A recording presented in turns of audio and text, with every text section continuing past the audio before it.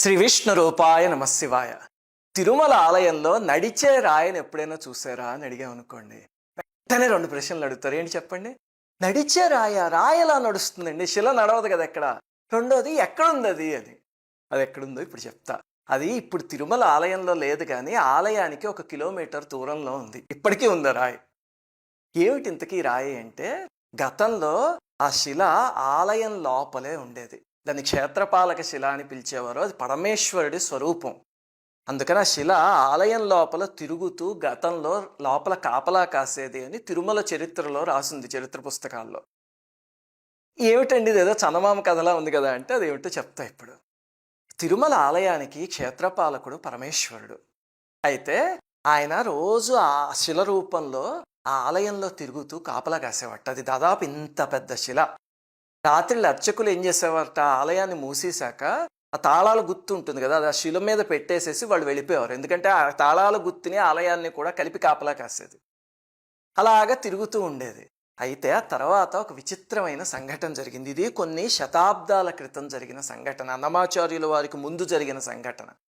ఏమిటంటే, ఒకసారి ఒక కుటుంబం దంపతులు వాళ్ళ పిల్లలు ఆలయం లోపలే పడుకున్నారట. అంటే మన సంపంగి ప్రాకారం అని ఇప్పుడు పిలుస్తున్నాం చూడండి, ఈ ధ్వజస్తంభం ఉండి కళ్యాణం అవన్నీ జరుగుతూ ఉంటాయి, ఆ ప్రాంతంలో పడుకున్నారట వాళ్ళు. పడుకునేసరికి రాత్రి తల్లిదండ్రులు ఆ పిల్లవాడి సంగతి మర్చిపోయి గాఢ నిద్రలోకి వెళ్ళిపోయారు. అయితే అందులో ఒక పిల్లవాడు, చిన్న పిల్లవాడు లేచి ఆలయం చుట్టూ తిరగడం మొదలుపెట్టాడు చీకట్లో. అప్పుడు ఈ శిల పొరపాటున అతని పైకి వెళ్ళి అతను ఆ శిల కింద పడి నలిగిపోయాడు. అప్పుడు ఏం చేశారంటే, అయ్యో ఇది ఇక్కడ ఉంటే ప్రమాదకరం, ఎందుకంటే అది కొంచెం మానవాతీతమైన శక్తి ఉన్న శిల అని చెప్పి దాన్ని 2 భాగాల కింద విడగొట్టారు. విడగొట్టి ఒకటేమో చిన్న భాగం, ఒకటేమో మిగిలిన పెద్ద భాగం అనమాట. ఆ చిన్న భాగాన్ని ఏం చేశారు అంటే, ఇప్పుడు మనం స్వామి ఆలయంలోకి వెళ్తూ ఉంటే ఒక బంగారపు ధ్వజస్తంభం కనిపిస్తుంది మనకి. సరిగ్గా ధ్వజస్తంభం దగ్గర నించుని మీరు మీ కుడివైపు చూసారంటే, అంటే ఆ ధ్వజస్తంభానికి ఈశాన్యం మూల అక్కడ ఒక చిన్న బలిపీఠం లాంటిది ఉంటుంది చూడండి. ఇదిగో ఈ బొమ్మలో చూపిస్తుంది అదే. అదే ఆ శిలలో ఒక భాగం. అంటే అది పరమేశ్వరుడి స్వరూపం, కానీ దాన్ని శివలింగంలా చెక్కడం మానేసి చిన్న బలిపీఠం ఆకారంలో చెక్కి అక్కడ పెట్టారు. అంతకు ముందు నేను చెప్పాను కదా, తాళాల గుత్తిని ఆ శిల మీద పెట్టి వెళ్ళే సాంప్రదాయం ఉంది అని. అది ఇప్పటికీ పాటిస్తూ ఏం చేస్తున్నారు, అక్కడ పెట్టట్లేదు, కానీ రాత్రి తీసుకువెళ్ళేటప్పుడు ఆ తాళాలని క్షేత్రపాలక శిలకు ఆనించి వాళ్ళ ఇంటికి తీసుకువెళ్తారు. మళ్ళీ పొద్దున్న ఆలయం తెరిచేందుకు ముందు ఈ శిలకు ఆనించి అప్పుడు లోపలికి తీసుకువెళ్తారు. ఆ సాంప్రదాయం ఇప్పటికీ ఉంది. ఆ చిన్న శిల ఇప్పటికీ అక్కడ ఉంది, కానీ అది ఎక్కడికి కదలటం లేదు, అక్కడే కూర్చుని ఉంది. ఇప్పుడు మరి ఆ పెద్దది ఎక్కడుందండి అంటే, అది గోగర్భ తీర్థం లేకపోతే పాండవ తీర్థం అని పిలుస్తారు. అక్కడుంది ఆ శిల. ఎలా వెళ్ళాలి ఆ పాండవ తీర్థానికి అంటే, 2 దారులు ఉన్నాయి. ఒకటి ఏమిటంటే, రాంబగీచా అవన్నీ ఉన్నాయి కదా, ఆ రాంబగీచాకి పార్కింగ్ గేట్ అవి ఉంటాయి మీరు చూస్తే. అక్కడి నుంచి కొంచెం ముందుకి నడుచుకుంటూ వెళ్తే కనుక, నడిచి వెళ్తే అక్కడ ఒక దగ్గర దారి ఉంది. ఒక 5 నిమిషాలు నడిస్తే మీరు ఆ గోగర్భ తీర్థానికి వెళ్ళిపోవచ్చు, అక్కడ ఆ శిలను చూడొచ్చు. లేదు కారులో వెళ్తాను అంటే కనుక గోగర్భం బ్రిడ్జ్ ఒకటి వస్తుంది. ఆ బ్రిడ్జ్ నుంచి అలా తిరుగుతూ వెళ్తే అక్కడికి వెళ్ళి మెట్లు దిగితే అప్పుడు కూడా వెళ్ళొచ్చు. ఇదిగో మీకు గూగుల్ మ్యాప్లో దాని లొకేషన్ ఇస్తాను. వెళ్ళదలుచుకుంటే నడిచేనా కారులో అయినా వెళ్ళండి. ఇప్పుడు ఏం చేస్తున్నారంటే, మరి ఆ శిల పరమేశ్వర స్వరూపం కదా, దానికి అర్చన చేయాలి కదా.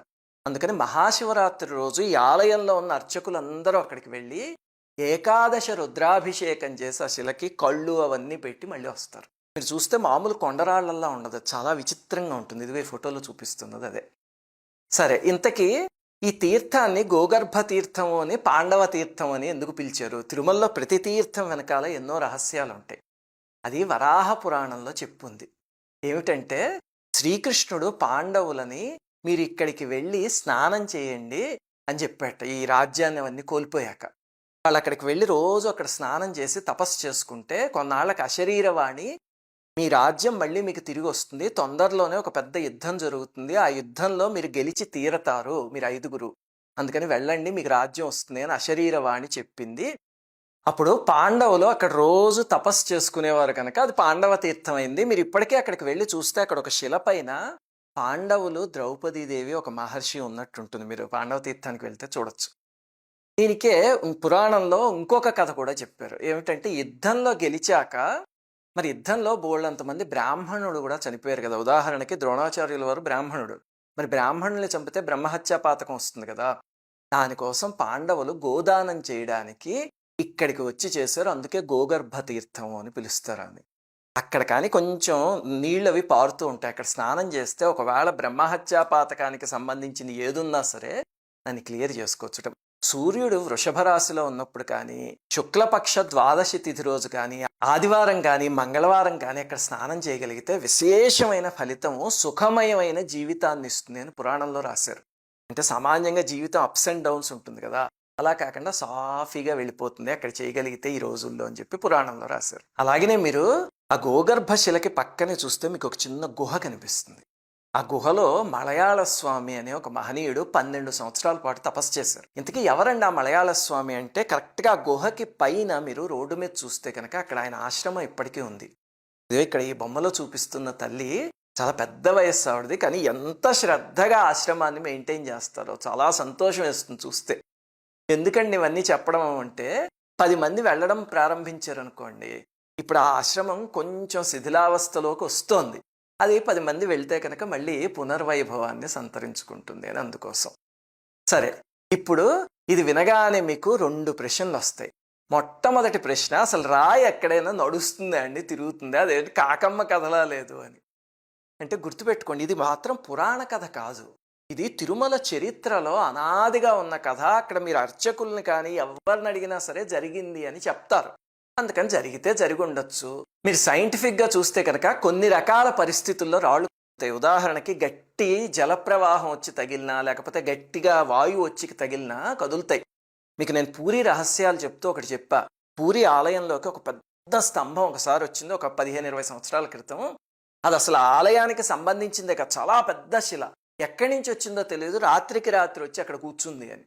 అది ఇప్పటికి కూడా మీరు పూరి ఆలయంలో ఎవరిని అడిగినా చెప్తారు. పూరికి ఒక 30-40 ఏళ్ళ నుంచి వెళ్తున్న వాళ్ళు ఉంటే, ఇంతకు ముందు లేదు, అది హఠాత్తుగా వచ్చింది ఒక రోజు రాత్రి అని. ఆ శిల అలాగనే ఏదో గాలికి ఎక్కడి నుంచో వచ్చి అక్కడ పడింది అని సైన్స్ చదువుకున్న వాళ్ళు కొంతమంది చెప్పారు. మరి ఇలా ఆలయంలో ఒక శిల తిరిగేయకపోవచ్చు, కానీ కొన్ని పరిస్థితుల్లో కదిలే అవకాశం ఉంది. ఇంకా మీరు ఆధ్యాత్మికంగా చూస్తే ఖచ్చితంగా దీనికి రీజన్ చెప్పచ్చు. మనకి లలితా సహస్రనామంలో ఒక మాట అంటారు, చిచ్చక్తి చేతనారూప జడశక్తి జడాత్మిక అని. అంటే అమ్మవారు కదిలే వాటిల్లో కదిలే శక్తి ఆవిడేట, కదలని వాటిల్లో కదలని శక్తి కూడా ఆవిడేట. కదిలే వాటిల్లో కదిలే శక్తి బాగానే ఉంది, కదలని వాటిల్లో శక్తి ఎందుకండి అంటే ఏమీ లేదు. ఇప్పుడు ఒక రాతితో మీరు ఇల్లు కట్టుకున్నారు, ఆ రాళ్ళన్నీ కదలడం మొదలెట్టే అనుకోండి, ఏమవుతాం మనం, అంతేనా? అందుకని అందులో కూడా కదలకుండా ఉంచే శక్తి అమ్మవారు అని లలితా సహస్రనామంలో చెప్తారు. అందుకే ఆధ్యాత్మిక మార్గంలో చూస్తే ప్రతి దాంట్లోనూ భగవత్ శక్తి ఉంటుంది. మీకు ఒక ఉదాహరణ చెప్తా. 13వ శతాబ్దంలో జ్ఞానదేవుడు అనే ఒక మహనీయుడు ఒక ఆయన ఉండేవారు. పూణేకి 20 కిలోమీటర్స్ దూరంలో ఆళంది అని ఒక ప్లేస్ ఉంది. అక్కడ వారి సమాధి ఇప్పటికీ ఉంది. వారు పాండురంగ స్వామిని ప్రత్యక్షం చేసుకున్న మహనీయులు. ఒకసారి వారు ఒక గోడ మీద కూర్చుని ఉన్నారు, వాళ్ళ సోదరి వాళ్ళతో కలిసి కూర్చుని ఉంటే చాంగదేవుడు అని ఒక మాంత్రికుడు ఉన్నాడు. అతను తంత్ర విద్యలో అవన్నీ నేర్చుకున్న అతను ఏం చేశాడు, ఒక పులిని లొంగ తీసుకుని దానిపైన కూర్చుని వచ్చాడు. అంటే ఎవరైనా ఏదో పల్లకీలో వెళ్తారనుకోండి, అతను పులి మీద వెళ్ళేవాడు, అదొక గొప్ప అన్నమాట. ఆ పులి ఏమి చేసేది కదా, ఎందుకంటే ఇతను తన మంత్రశక్తితో ఆ పులిని బంధించాడు, నాగబంధం అంటారు అలాగా. దాంతో అది ఎలా చెప్తే అలా వినేది. అది కొంచెం గర్వంగా జ్ఞానదేవుల వారికి ఎదురొచ్చాడు. అలాంటి మహాత్ములు కనిపించినప్పుడు మనం బైక్ మీద ఉన్నా కారులో ఉన్నా సరే వెంటనే దిగి వాళ్ళకి నమస్కారం చేసుకోవడం సాంప్రదాయం. అహంకారంతో నేను ఇలాంటి క్రూరమైన పులిని కూడా లొంగ తీసుకున్నాను చూడండి అని ఆయనకి చూపించాడు. అప్పుడు జ్ఞానదేవులు వారు నవ్వి, ఆ గోడని నువ్వు ముందుకు వెళ్ళు అంటే అందరూ చూస్తూ ఉండగా గోడ అలా కదులుతూ ముందుకు వెళ్ళిపోయింది పాండురంగడి ఆలయం వరకు. ఆశ్చర్యపోయి వచ్చి ఆయన పాదాల మీద పడ్డాడు. అలాంటి సంఘటనలు జరిగిన ఉన్నాయి, మహాత్ములు చేసిన వాళ్ళు ఉన్నారు. సైంటిస్టులు మాత్రం ఇప్పటికీ రాయి ఎలా కదులుతుందా అనే దాని మీద ఇంకా పరిశోధనలు చేస్తున్నారు, అది వేరే విషయం. ఇప్పుడు మీకు వచ్చే రెండో ప్రశ్న ఏమిటంటే, ఒక చిన్న పిల్లవాడిని ఆ శిల నిజంగా శివుడు అయితే కనుక తొక్కేస్తుంది అండి, అంతే కదా, పరమేశ్వరుడికి ఆ పిల్లవాడి మీద జాలి ఉండొద్దా మాత్రం, అంతేగాని పిల్లవాడు లేచి వస్తే తొక్కేస్తాడా అంటే, గుర్తుపెట్టుకోండి ఒక విషయం. ఒక అతను ఉన్నాడు అనుకోండి, ప్రతిరోజు అగ్నిహోత్రం చేస్తున్నాడు, అగ్నిదేవుడు అంటే అపారమైన భక్తి. అతను పొయ్యి మీద పాలు పెట్టేసేసి మర్చిపోయి టీవీ చూస్తూ కూర్చున్నాడు అనుకోండి, పాలు మాడిపోతాయా? లేకపోతే అగ్నిదేవుడికి మహాభక్తుడు కదా అని అగ్ని మార్చకుండా ఉంటుందా? పాలు పొయ్యి మీద మర్చిపోతే మాడిపోవడం అనేది ప్రకృతి సహజం. అక్కడ అగ్ని ఏమీ చేయదు, మనం జాగ్రత్తగా టీవీ చూడకుండా గుర్తుపెట్టుకుని ఉంచుకోవాలి. అలాగే ఆలయంలో అలా పిల్లలతో పడుకున్నప్పుడు స్పృహతో ఉండాలి తప్ప పిల్లల్ని మర్చిపోయి స్పృహ లేకుండా నిద్రపోతే ఇదిగో ఇలాంటివి జరుగుతాయి. అందుకనే అలాంటి మార్మికమైన ఆలయాల్లో మనం పడుకోకూడదు. ఇది నేర్చుకుంటే సరిపోతుందండి. ఈసారి తిరుమల వెళ్ళినప్పుడు తప్పకుండా నడిచే శిలను చూడండి గోగర్భ తీర్థంలో. శ్రీమాత్రే నమః.